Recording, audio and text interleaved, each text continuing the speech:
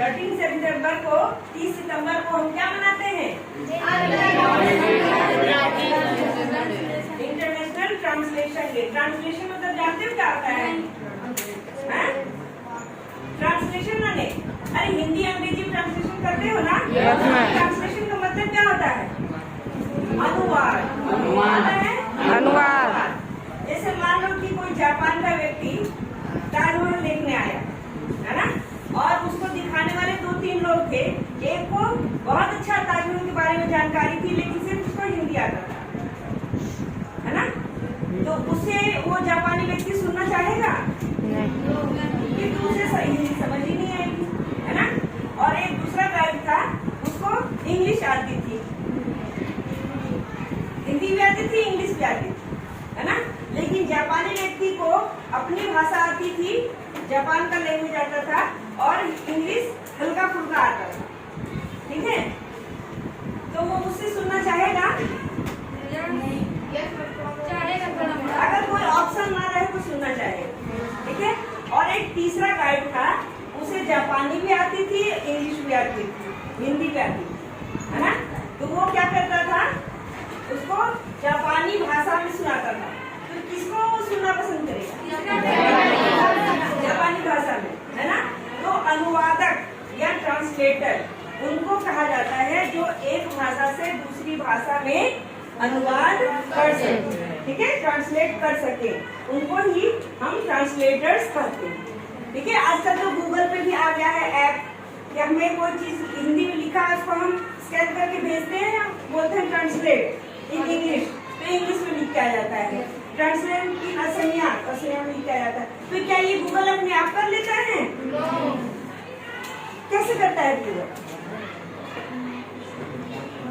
उसके पास कुछ ट्रांसलेटर होते हैं, कुछ ऐप होता है, ट्रांसलेटर ऐप डेवलप करते हैं जिससे कि उस भाषा को पढ़ के दूसरी भाषा में ट्रांसलेट कर सके, ठीक है? तो ये ट्रांसलेशन होता है, ठीक है? सबसे पहले तो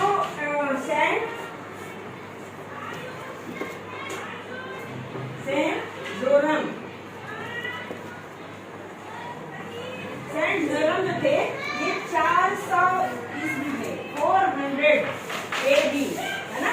400 AD में इन्होंने सबसे पहले बाइबल पढ़े हो ना? देखे हो ना बाइबल का नाम? ईसाइयों का धर्म ग्रंथ, है ना? तो उन्होंने सबसे पहले बाइबल को